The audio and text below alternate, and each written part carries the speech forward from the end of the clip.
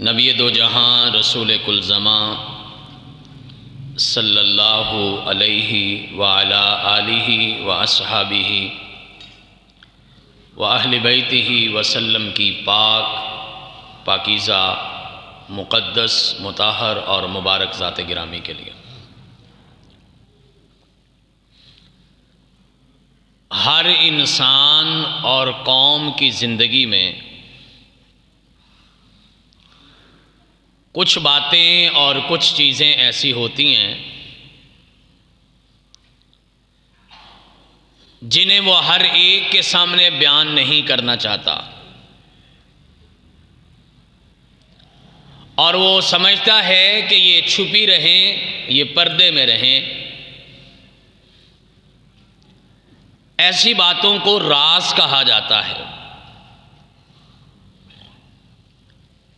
راز کے بارے میں اسلام کی ہدایات یہ ہیں کہ نہ تو کوشش کر کے کسی کا راز حاصل کرنا چاہیے، اور اگر کوئی آپ سے اپنا راز شیئر کر لے، آپ کو راز دے دے، تو پھر اس کی حفاظت کرنی چاہیے۔ کائنات کے امام محمد رسول اللہ صلی اللہ علیہ وسلم فرمایا کرتے تھے، المجالس بالامانہ، راز جو ہوتے ہیں یہ امانت ہوتے ہیں، اور امانت کو بغیر اجازت کے کسی دوسرے کے حوالے کرنا یہ خیانت ہوتی ہے۔ اور رسول اللہ صلی اللہ علیہ وسلم نے یہ منافق کی علامت بتائی ہے کہ وہ امانت میں خیانت کرتا ہے۔ آپ کا مشہور ارشاد ہے، آیت المنافق ثلاث، منافق کی 3 علامتیں ہیں، اذا حدث کذب واذا وعد اخلف وَإِذَا اؤْتُمِنَ خَانَ۔ بات کرے گا تو جھوٹ بولے گا، وعدہ کرے گا تو خلاف ورزی کرے گا، اور اگر اس کو کوئی امانت دی جائے تو اس کے اندر خیانت کرے گا۔ یہ اس شخص کی علامات ہیں جس کو اسلام کی اصطلاح میں منافق کہا جاتا ہے۔ اور اسلام کے نزدیک منافق شخص جو ہے یہ کافر سے بھی بدتر ہے، کافر سے بھی برا ہے۔ اس لیے قرآن مجید نے کہا کہ ان المنافقین فی الدرک الاسفل من النار، منافقوں کو جہنم میں نہیں پھینکا جائے گا بلکہ جہنم کی سب سے گہری وادی کے اندر ان کو پھینکا جائے گا، کیونکہ ان کا جرم یہ ہے کہ یہ دوہرے چہرے والے ہوتے ہیں، یہ ڈبل فیس اور ڈبل پالیسی والے لوگ ہوتے ہیں۔ یہ کرتے کچھ ہیں، کہتے کچھ ہیں۔ اس لیے راز کو آگے کہیں بیان کر دینا بغیر اجازت کے یہ خیانت ہوتی ہے۔ امام حسن بصری رحمۃ اللہ علیہ بڑے مشہور تابعی ہیں، 21 ہجری میں پیدا ہوئے۔ یہ سیدنا فاروق اعظم رضی اللہ تعالیٰ عنہ کا زمانہ ہے۔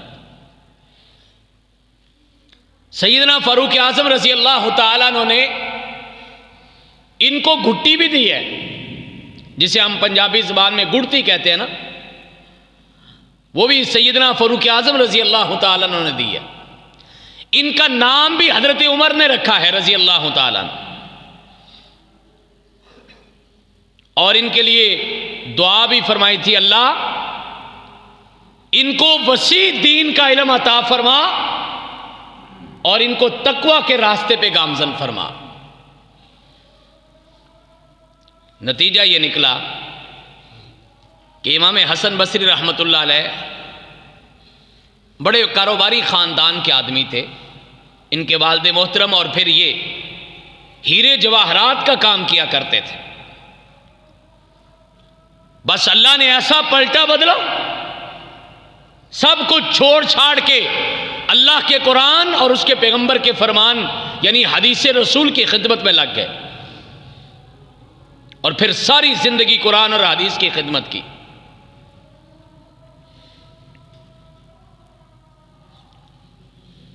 امام حسن بصری رحمۃ اللہ علیہ بہت بڑے محدث اور مفسر تھے. 120 صحابہ کرام کے ساتھ ان کی ملاقات ہے.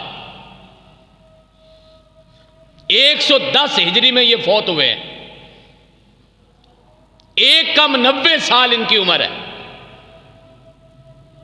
ان کی والدہ محترمہ ام المومنین حضرت ام سلمہ رضی اللہ تعالی عنہا کی لونڈی تھی، اور ان کے والد محترم حضرت زید بن ثابت انصاری رضی اللہ تعالی عنہ کے غلام تھے. یعنی والد نے بھی صحابی کے پاس پرورش پائی، اور والدہ نے بھی صحابیہ کے پاس، بلکہ ام المومنین کے پاس ان کی تربیت ہوئی. اور امام حسن بصری رحمۃ اللہ علیہ فرماتے ہیں ان من الخیانۃ ان تحدث سر اخیک، یہ بات خیانت ہے، یہ امانت کے خلاف ہے کہ اگر تمہارے پاس تمہارے کسی بھائی کا راز آ جائے اس کو آگے کہیں بیان کر دینا. فرماتے ہیں کہ یہ خیانت میں شمار ہوتا ہے، اور میں بتا چکا ہوں کہ خیانت منافقوں کی علامت ہے. اور اللہ کے قرآن نے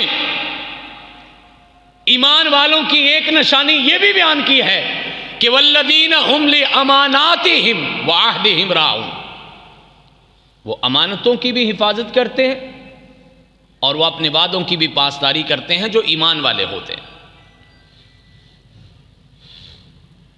اس کا مطلب ہے جو امانت میں خیانت کرتا ہے اس کا ایمان کمزور ہے. اس لیے تو کائنات کے امام نے فرمایا تھا لا ایمان لمن لا امانت لہ، جس بندے میں امانت نہیں ہے اس بندے کے ایمان کا بھی اعتبار نہیں ہے. یعنی وہ بندہ ایماندار ہی نہیں ہے جو امانتوں کی حفاظت نہیں کرتا. تو کائنات کے امام نے فرمایا المجالس بالامانہ، راز امانت ہوتے ہیں. پہلی بات تو یہ ہے کہ اسلام چاہتا ہے کہ آپ کسی کے راز حاصل ہی نہ کریں. کسی کی چھپی اور پوشیدہ باتوں کی ٹو لگانا، ان کا پتہ کرنا، اسلام اس بات سے ہی منع کرتا ہے. اور کائنات کے امام محمد الرسول اللہ صلی اللہ علیہ وسلم نے فرمایا کہ راز والی بات کون سی ہوتی ہے. اتنی سادہ سی اس کی تعریف کی کہ پی ایچ ڈی ڈاکٹر کو بھی سمجھ آتی ہے اور ایک ان پڑھ آدمی کو بھی سمجھ آتی ہے.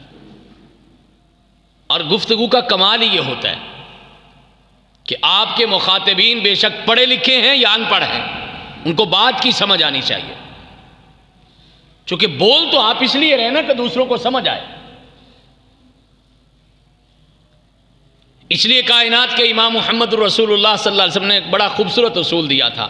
فرمایا کلم الناس علی قدر عقولہم، لوگوں سے ان کی عقل کے پیمانے پہ جا کے بات کیا کرو، ویسی بات کیا کرو جیسی لوگوں کو سمجھ آتی ہے. ان کا جو انٹلیکچوئل لیول ہے، جو ان کی سمجھ کا معیار ہے، اس کے مطابق گفتگو کرنی چاہیے.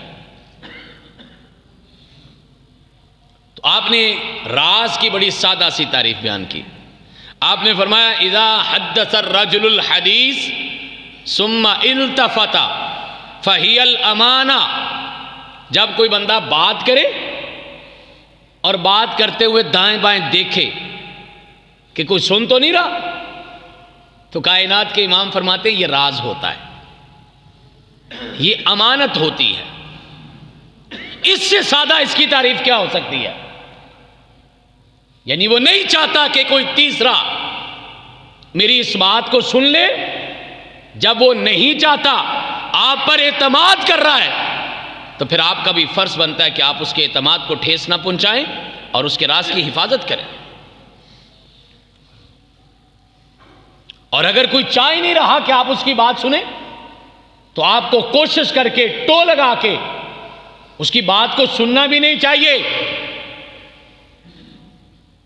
ہم تو لوگوں کے راز حاصل کرنے کے پیچھے پڑے رہتے ہیں نا، اور ٹو لگاتے ہیں کہ کسی کی کوئی بات ہمارے تک آ جائے. آج سوشل میڈیا کا زمانہ ہے، کسی کی پروفائل کو چیک کریں گے، کسی کے فیس بک کو ٹٹولیں گے، کسی کے گروپس میں جائیں گے، اس کی اجازت کے بغیر اس کی باتیں چرائیں گے اور پھر اس کو نشر بھی کریں گے. یہ حدیث سنیے اور کام چاہیے. کائنات کے امام محمد رسول اللہ صلی اللہ علیہ وسلم بیان کرتے ہیں، فرماتے ہیں، اور بیان کرنے والے آپ کے چچا زاد بھائی حضرت عبداللہ ابن عباس رضی اللہ تعالی عنہما ہے. کائنات کے امام نے فرمایا، من استمع الى حدیث قوم وهم له کارہون او یفرون عنہ صب علی اذنہ العنق یوم القیامہ. جو شخص ایسے لوگوں کی بات سنتا ہے جو بات وہ اس کو سنانا نہیں چاہتے، یعنی کسی کے پوشیدہ بات کے پیچھے پڑتا ہے، ٹو لگاتا ہے، راز لینے کی کوشش کرتا ہے، کائنات کے امام نے فرمایا قیامت کے دن اس جرم کی وجہ سے اس بندے کے کانوں میں سیسا پگھلا کے ڈالا جائے گا. اللہم لا تجعلنا منہم، اللہ ہمیں ان میں شامل نہ کرے. تو اس لیے پہلی بات تو یہ ہے کہ کسی کے راز حاصل ہی نہ کرو.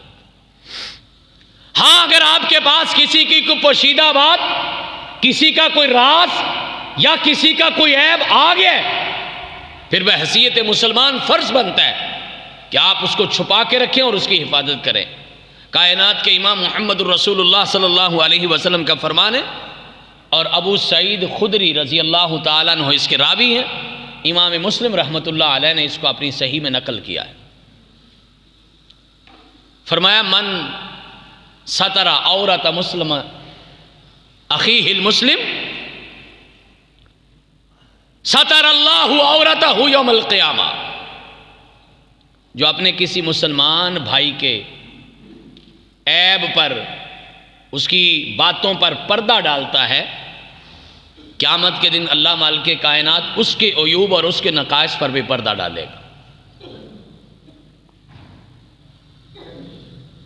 اور من اکشف عورت اخیہ المسلم کشف اللہ عورتہ یوم القیامہ. جس نے کسی مسلمان کے راز سے پردہ اٹھایا، اس کے عیب عام کیے، اس کی غلطیوں کا ڈھنڈورا پیٹا، اس کی برائیوں کو پھیلایا، کائنات کے امام محمد رسول اللہ صلی اللہ علیہ وسلم فرماتے ہیں وہ تو دنیا کے چند لوگوں کے سامنے اس کی پردہ فاش کرے گا، مالک کائنات ایسے انسان کا قیامت والے دن ساری کائنات کے سامنے پردے فاش کر دے گا.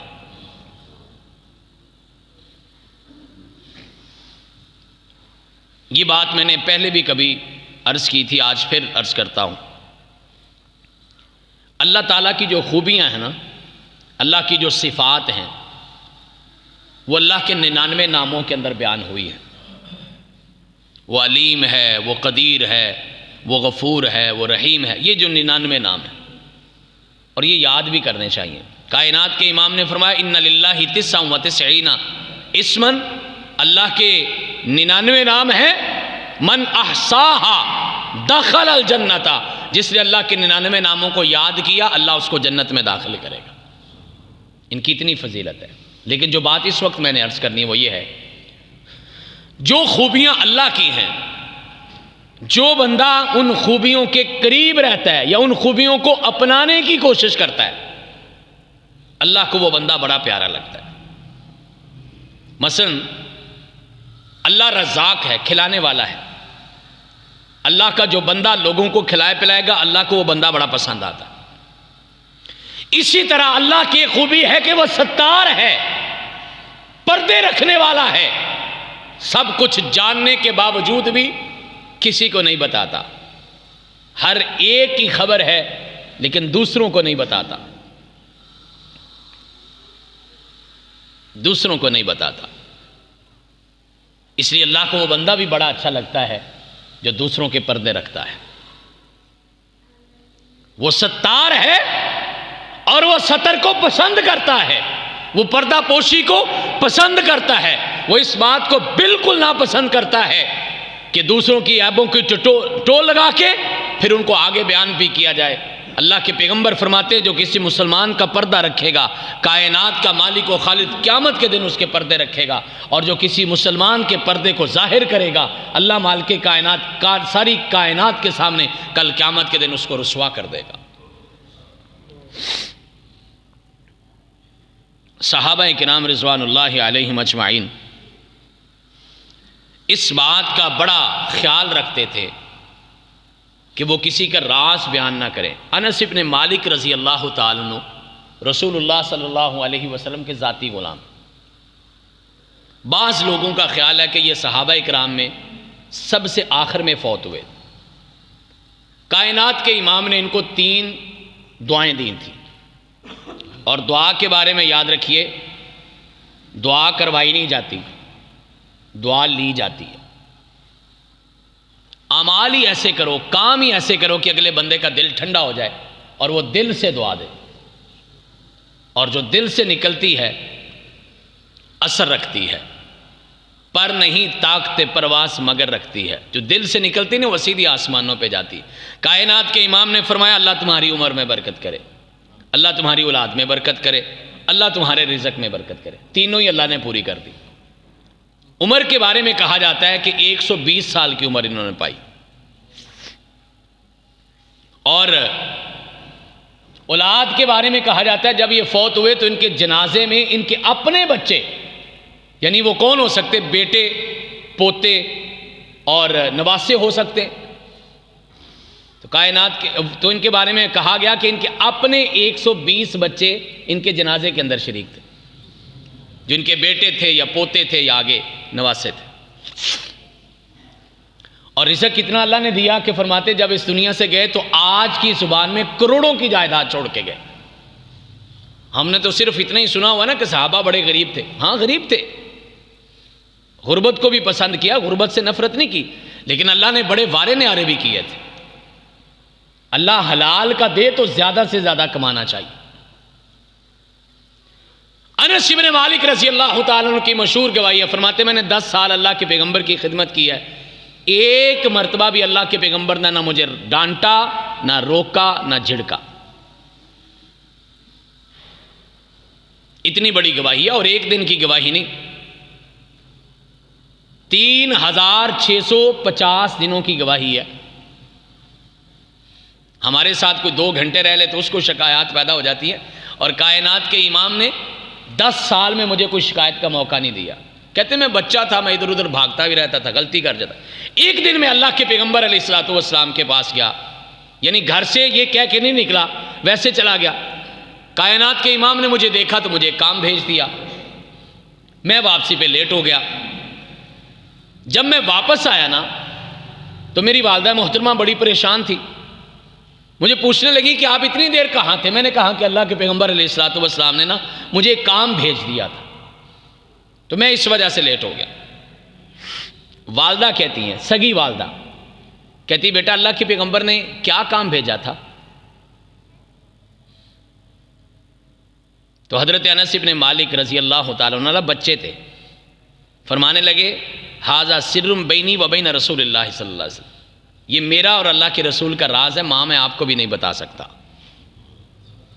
اور قربان جائیے صحابہ کرام کی تربیت پہ، ماں نے آگے سے یہ نہیں کہا کہ میں تیری ماں مینوں بھی نہیں دس رہا، ماں کہتی بیٹا شاباش، یہ راز اللہ کے پیغمبر کا کسی کو بتانا بھی مت۔ ماں نے آگے سے حوصلہ افزائی کی ہے، ہاں بیٹا ٹھیک ہے، اچھی بات ہے کسی کا راز، یعنی راز رسول اللہ صلی اللہ علیہ وسلم کا سگی ماں کو بھی نہیں دیا۔ یہ ہے مسلمان کا کردار۔ یہ ہے مسلمان کی تربیت. بے شک بات صاحب ذرا اچھی بات ہوگی نا. اور یہ دیکھیے حضرت عائشہ رضی اللہ تعالیٰ عنہ بیان کرتی ہیں، یہ صحیح البخاری میں بھی ہے اور امام مسلم رحمۃ اللہ علیہ نے بھی اس کو نقل کیا ہے. زیادہ تفصیل امام مسلم نے اس کو بیان کیا ہے. حضرت عائشہ رضی اللہ تعالیٰ عنہ فرماتی ہیں کہ ہم ایک دن اللہ کے پیغمبر علیہ الصلوۃ والسلام کی ساری بیویاں کائنات کے امام کے پاس بیٹھی ہوئی تھی، اور یہ اللہ کے پیغمبر علیہ الصلوۃ والسلام کی زندگی کے آخری ایام جب آپ کی طبیعت زیادہ خراب تھی. فرماتی ہیں کہ اتنے میں حضرت بی بی فاطمہ رضی اللہ تعالیٰ عنہ آ گئی. عام طور پہ اللہ کے پیغمبر علیہ الصلوۃ والسلام کا طریقہ یہ تھا کہ جب آپ کی بیٹی، آپ کی صاحبزادی آپ کے پاس آتی تو آپ 2-4 قدم چل کے ان کا استقبال کرتے تھے. آج نبی کا کلمہ پڑھنے والا بھی یہ کرتا ہے کہ بیٹیوں سے نفرت کرتے ہو، گالیاں کافروں کو دیتے ہو کہ وہ بیٹیوں سے نفرت کرتے تھے. میرے گھر میں بھی تو یہی ہوتا ہے نا. اور بالخصوص شادی کے بعد یہ اس معاشرے کی بڑی گندی روایت ہے کہ بیٹیوں کو بوجھ سمجھنا شروع کر دیتے. کائنات کے امام کی سنت یہ ہے، اور پھر کہوں یہ اسی نبی کی سنت ہے جس نبی کی سنت رفع الیدین ہے. یہ اس نبی کی سنت ہے جس کی سنت اچھی آمین کہنا ہے. یہ اس نبی کی سنت ہے جس نبی کی سنت شلوار ٹخنوں سے اوپر رکھنا ہے. یہ میں نے اس لیے کہا کہ ہمیں بس اتنا ہی فکر ہوتا ہے شلوار ٹخنوں سے اوپر ہو، اچھی بات ہے، لیکن یہ اسی نبی کی سنت ہے. بیٹی گھر میں آتی، کائنات کے امام آگے بڑھ کے استقبال کرتے اور کہتے مرحبا لابنتی، میری بیٹی خوش آمدید، مرحبا. بیٹی کے سارے غم نہیں ختم ہو جاتے؟ بیٹی کی ساری تھکاوٹیں نہیں اتر جاتی؟ اللہ ہمیں بیٹیوں سے پیار کرنے والا بنائے، اولاد سے پیار کرنے والا بنائے. فرمایا کہ اللہ کے پیغمبر علیہ الصلوۃ والسلام نے ان کو اپنے پاس بٹھا لیا اور ان کے کان میں کوئی بات کہی. وہ رونے لگی. پھر تھوڑی دیر کے بعد اللہ کے پیغمبر علیہ السلام نے ان کو اور قریب کیا، پھر ایک بات کہی اور پھر وہ ہنسنے لگ گئی. عائشہ رضی اللہ تعالیٰ عنہ کہتی ہیں جب اللہ کے پیغمبر علیہ الصلوۃ والسلام سے وہ تھوڑا دور ہٹی تو میں نے ان سے پوچھا، میں نے کہا بیٹا اللہ کے پیغمبر علیہ الصلوۃ والسلام نے آپ کے کان میں کیا بات کی ہے؟ اور یہ حدیث بیان کرتے ہوئے حضرت عائشہ رضی اللہ تعالی عنہا ایک بڑے خوبصورت الفاظ استعمال کرتی ہیں. فرماتی ہیں لم تخط مشیتها من مشیت رسول اللہ صلی اللہ علیہ وسلم، کہ حضرت بی بی فاطمہ رضی اللہ تعالی عنہ کی جو چال تھی نا، چلنے کا انداز تھا، وہ بالکل رسول اللہ صلی اللہ علیہ وسلم والا تھا. یہ میں نے اس لیے بیان کیا کہ ان کی آپس میں اتنی محبت تھی. یہ ہم دراڑے نہ ڈالیں، اس میں خدا کا واسطہ ہے. ہمارے کچھ لوگ مذہب کی آڑ میں، مسلک کی آڑ میں، واقعات کی آڑ میں ان کے درمیان نفرت پیدا کرتے ہیں، اور ان کی محبت کتنی ہے. تو فاطمہ رضی اللہ تعالیٰ عنہ کہتی ہیں ماں یہ میرا اور رسول اللہ صلی اللہ علیہ وسلم کا راز ہے، یہ نہیں بتا سکتی. لم اکشف سر رسول اللہ صلی اللہ علیہ وسلم، میں اللہ کے پیغمبر کا راز افشا نہیں کر سکتی. اللہ کے پیغمبر علیہ الصلوۃ والسلام جلدی ہی وفات پا گئے. چند دنوں کے بعد پھر ایک دن ہم بیٹھے ہوئے تھے، میرے ذہن میں وہ بات آ گئی. عائشہ رضی اللہ تعالیٰ عنہ کہتی میرے ذہن میں وہ بات آ گئی تو میں نے فاطمہ رضی اللہ تعالیٰ عنہ سے کہا بیٹی میں تو تیری ماں ہوں نا، تو اس رشتے کی وجہ سے مجھے وہ بات تو بتا جو اللہ کے پیغمبر نے آپ کے کان میں کہی تھی. بی بی فاطمہ رضی اللہ تعالیٰ عنہ کہتی ہیں اب چونکہ رسول اللہ صلی اللہ علیہ وسلم اس دنیا سے تشریف لے گئے ہیں اس لیے میں اب وہ بات بتا دیتی. جب تک موجود تھے تب تک وہ میری ان کی بات راز تھی. سگی اپنی ماں کو بھی نہیں بتایا، مومنوں کی ماں کو بھی نہیں بتایا، رسول اللہ صلی اللہ علیہ وسلم کی بیوی کو بھی نہیں بتایا. حالانکہ بات کیا تھی؟ بات یہی تھی نا کہ کائنات کے امام نے فرمایا کہ مجھے ایسا لگتا ہے کہ میری موت کا وقت قریب آ گیا ہے۔ یہ بات سنی تو میں رو دی، اور پھر اس کے بعد اللہ کے پیغمبر علیہ الصلوۃ والسلام نے فرمایا فاطمہ جنت میں سب سے پہلے تیری میری ملاقات ہوگی، یعنی میرے خاندان میں سب سے پہلے تم میرے پاس آؤ گی۔ پھر میں ہنس دی، حالانکہ بات کیا تھی، اچھی بات تھی نا، لیکن اس کے باوجود بھی راز کی حفاظت کی بی بی فاطمہ رضی اللہ تعالی عنہا۔ یہ صحابہ کرام کی تربیت تھی، یہ مسلمانوں کا انداز ہے، یہ مسلمانوں کا طریقہ ہے، امانتوں کی حفاظت کرنے والے ہیں۔ حضرت سالم ابن عبداللہ رضی اللہ تعالی عنہ، یہ حضرت عبداللہ بن عمر کے بیٹے ہیں، حضرت عمر بن خطاب رضی اللہ تعالیٰ عنہ کے پوتے ہیں، اور خوش نصیب ہیں کہ یہ بھی صحابی ہیں۔ سالم بن عبداللہ بھی صحابی ہیں، عبداللہ ابن عمر بھی صحابی ہیں، عمر ابن خطاب بھی صحابی ہیں۔ 3 نسلوں میں صحابیت کا درجہ ہے، اور یہ سالم ابن عبداللہ وہ ہیں جن کے بارے میں رسول اللہ صلی اللہ علیہ وسلم نے ایک موقع پر کہا تھا، فرمایا لوگو اگر قرآن ویسے ہی سیکھنا ہے جیسے آسمان سے نازل ہوا ہے، جیسے رب نے نازل کیا اور جیسا رب سننا چاہتا ہے، تو آپ نے فرمایا کہ میری امت کے 4 لوگوں سے سیکھو، میرے صحابہ میں سے 4 صحابہ سے قرآن ویسے ہی سیکھو جیسے اللہ نے نازل کیا ہے۔ ایک عبداللہ ابن عمر سے، ایک ابی ابن کعب سے، ایک معاذ ابن جبل سے، اور ایک سالم ابن عبداللہ سے۔ یہ قرآن کے بہترین قاری تھے، اور میں اکثر کہتا ہوں کہ قرآن تو پہلے ہی بڑا خوبصورت ہے، اگر پڑھنے والا دل سے پڑھے اور سننے والا کانوں سے نہیں دل سے سنے تو اللہ کی قسم قرآن کی لذت میں اور بھی اضافہ ہو جاتا ہے۔ اللہ ہمیں قرآن کی لذت نصیب فرمائے۔ قرآن خوبصورتی سے پڑھنے کی کوشش کیا کرو۔ جن لوگوں نے پرانے بزرگوں نے نہیں پڑھا ہوا وہ دوبارہ سے پڑھ لیں، ایسی کیا بات ہے؟ ہم پرانے کپڑے بدل لیتے ہیں تو پرانے طریقے کیوں نہیں بدلتے؟ پرانے طریقوں پہ کیوں اڑے ہوئے؟ پرانے کھانے نہیں کھاتے، پرانے گھروں میں نہیں رہتے، تو پرانے طریقے بدلنے میں کیا حرج ہے؟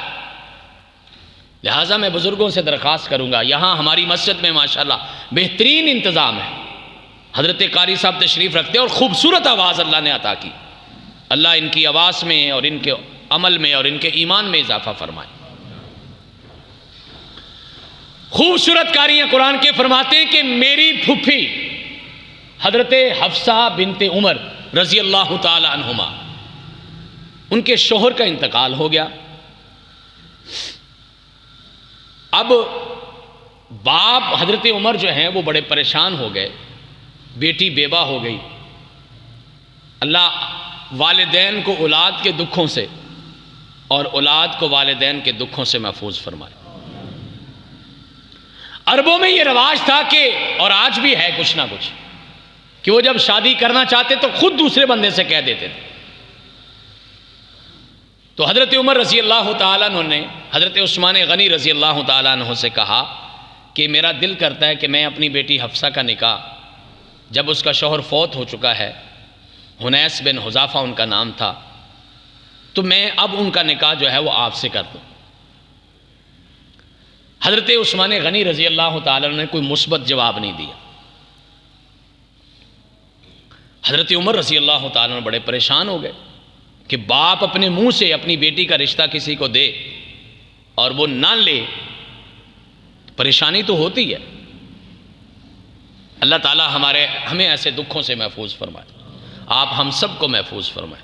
اللہ آپ کی میری بیٹیوں کی حفاظت فرمائے، اللہ اس پورے معاشرے کی بیٹیوں کی حفاظت فرمائے، اللہ ہماری بیٹیوں کو سکھ چین دے۔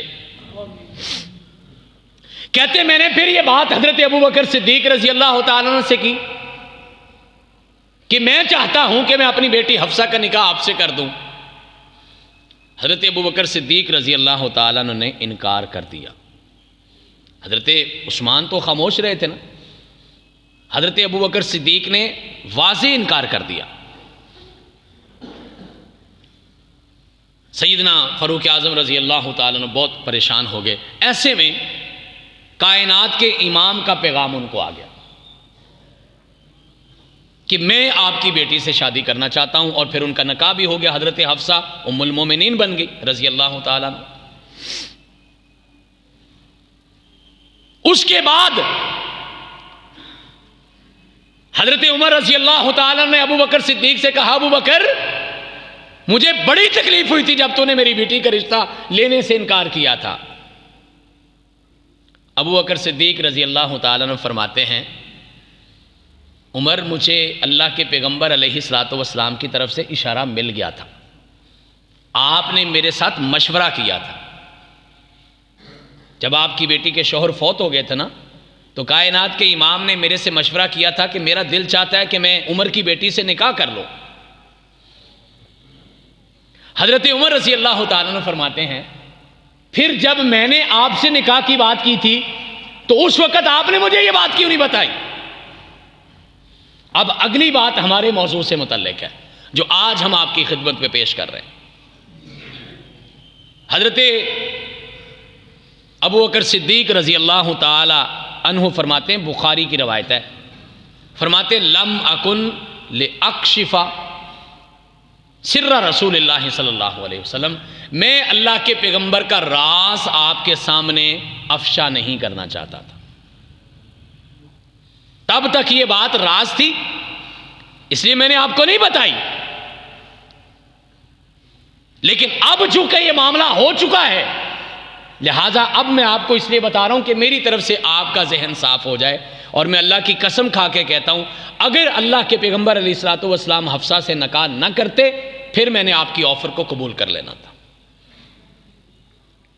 حضرات آپ کبھی غور کریں، کتنا خوبصورت معاشرہ ہے، کتنے اچھے لوگ ہیں، کتنا بھلا مذہب ہے، کتنا چنگا دین ہے، کہ اپنے ماننے والوں کو یہ سکھا رہا ہے کہ کسی کی بات کو اس کی اجازت کے بغیر کسی دوسرے کو بتانا بھی نہیں، راز کی حفاظت کرنی ہے، یہ امانت ہے، اس کا خیال کرنا ہے، اس کے اندر خیانت نہیں کرنی. اور آپ سے آج کی گفتگو کے آخر میں یہ بات ضرور عرض کریں گے کہ سب سے پہلے تو راز کی حفاظت آپ خود کیا کرو، اپنا راز اپنے پاس رکھا کرو. بالخصوص میں مسلمان خواتین سے، بہنوں سے، بیٹیوں سے یہ بات عرض کروں گا، یہ بڑی جلدی دوسروں پر اعتماد کرتی ہیں. حضرت علی رضی اللہ تعالیٰ عنہ کا ایک قول ذہن میں رکھیے اور ساری زندگی اپنے راز کی حفاظت کیجیے. چونکہ اللہ آپ کو اس بات کی بھی اجازت نہیں دیتا کہ آپ اپنا راز کسی کے سامنے، اپنا راز خود کسی کے سامنے بیان کریں. کائنات کے امام نے فرمایا کل امتی معافن الا المجاہرین، میری ساری امت کو معاف کر دیا جائے گا، مجاہر کو نہیں معاف کیا جائے گا. صحابہ نے کہا من المجاہر، اللہ کے پیغمبر مجاہر کون ہوتا ہے؟ فرمایا کہ جو بندہ کوئی گناہ کرتا ہے اللہ اس کا پردہ رکھ لیتا ہے اور وہ پھر اپنا گناہ لوگوں کو بتاتا ہے، اللہ اس بندے کو کبھی معاف نہیں کرے گا. جو اپنا راز افشاں کرتا ہے، جو اپنے گھر والوں کے راز. ابو سعید خدری رضی اللہ تعالیٰ عنہ راوی ہیں، کائنات کے امام نے فرمایا ان من اشر الناس منزلۃ یوم القیامۃ من تفضی المرأة ویفضی الیہ ثم ینشر سرها. اللہ اس بندے کو سب سے زیادہ بدترین سمجھے گا قیامت والے دن جو اپنی بیوی کے ساتھ علیحدگی میں ہوتا ہے، بیوی اس کے ساتھ ہوتی ہے اور وہ اپنے گھر کی خبریں لوگوں کو دیتا ہے، یا اس کی بیوی اپنے خامد کے بارے میں باتیں لوگوں کو بتاتی ہیں. کائنات کے امام نے کہا کہ یہ قیامت والے دن سب سے بدترین شخص ہوں گے اللہ کے نزدیک جو اپنے گھر والوں کا راز افشاں کرتے ہیں. آج تو ٹرینڈ بن گیا، آج تو رواج ہے. بالخصوص بچیاں آپس میں یہ باتیں بہت شیئر کرتی ہیں، خواتین بہت شیئر کرتی ہیں، اور شادی کی پہلی رات کو تو ٹرینڈ کے طور پر بیان کیا جاتا ہے باس آ جائیں، باس آ جائیں، باس آ جائیں، رک جائیں. اللہ کے نزدیک یہ بدترین عمل ہے. پوچھنا بھی بتانا بھی. اس لیے اللہ کے پیغمبر نے منع کر دیا. علی المرتضیٰ رضی اللہ تعالیٰ عنہ فرماتے تھے کہ آپ کا راز جو ہے وہ اس وقت تک آپ کا غلام ہوتا ہے جب تک آپ کے پاس ہوتا ہے، اور جب آپ اپنا راز بیان کر دیتے ہیں تو پھر آپ اس کے غلام بن جاتے ہیں. راز کے بارے میں دوسری بات یہ یاد رکھیں، ہر بات ہر کسی سے نہیں کہی جا سکتی، اور کوئی بات تو ایسی بھی ہوتی ہے جو کسی سے نہیں کہی جا سکتی، جو صرف اللہ اور آپ کے درمیان ہی ہونی چاہیے. اور جس کو آپ راز دیتے ہیں آپ اس کو اپنا دشمن اور اپنے آپ کو اس کا غلام بنا لیتے ہیں. اللہ تعالی ہمیں دوسروں کے راز کی حفاظت کرنے کی توفیق عطا فرمائے. اللہ تعالی آپ ہم سب کے رازوں کے پردے قائم فرمائے. اقول قولی ھذا استغفر اللہ لی ولکم ولسائر المسلمین وآخر دعوانا ان الحمد للہ رب العالمین.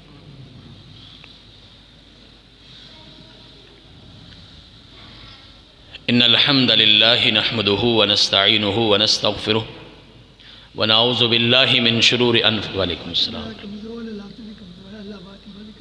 ونعوذ باللہ من شرور انفسنا ومن سیئات اعمالنا. سایہ حرم کے نام سے ان کا ایک اپنا یوٹیوب چینل ہے. یہ اللہ کی تبلیغ کا بڑا خوبصورت ذریعہ ہے. آپ کچھ نہیں کر سکتے تو آپ کم از کم کوئی اچھی بات آگے پہنچا تو سکتے ہیں. تو یہ ماشاءاللہ ہر جمعے لاہور سے تشریف لاتے ہیں، تو میرا خیال ہے کہ ہمیں ان کے لیے بڑی دعا کرنی چاہیے. اللہ ہمارے ان بچوں، بھائیوں، بیٹوں کی زندگیوں میں برکت پیدا کرے، ان کے ایمان اور ان کے ذوق شوق میں اضافہ کرے. خوش نصیب وہ والدین ہیں جن کے بچے اللہ کے دین کا کام کرتے، اور یہ بھی تبلیغ کا ایک ذریعہ ہے. اللہ تعالیٰ ان کو سلامت بھی رکھے، ان کی حفاظت بھی فرمائے. اور جو ہمارے نوجوان دوست یوٹیوب وغیرہ استعمال کرتے ہیں، میری ان سے درخواست ہے کہ وہ ان کے چینل کو ضرور اپروچ کریں. وہ جو بھی ہوتا ہے سبسکرائب کرنا یا اس کو لائک کرنا جو بھی ہے آپ اس کو کریں، تاکہ آپ بھی دین کی تبلیغ کے اس کام میں شامل ہو جائیں. اللہ تعالیٰ آپ ہم سب کے سب مسائل حل فرمائے. اللہم صلی علی محمد.